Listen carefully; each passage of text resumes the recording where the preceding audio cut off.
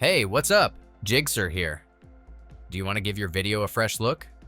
CapCut's background replacement tool allows you to easily swap the background with a cleaner or more visually appealing one. In this video, I will show you how the steps of changing video backgrounds using CapCut on your desktop. Let's go.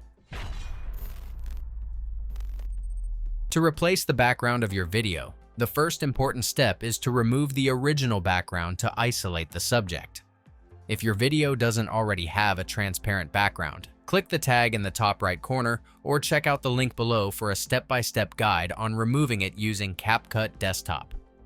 Once your video is ready, drag your chosen new background into the timeline below.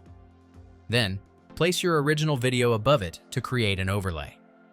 Be sure to adjust the clip lengths to ensure they are aligned and synchronized. And preview your edited video to confirm the background change.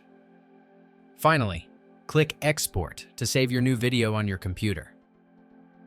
That's it. If I could help you, feel free to give this video a thumbs up and don't forget to subscribe. Leave a comment down below if you have any questions. See you next time. Bye.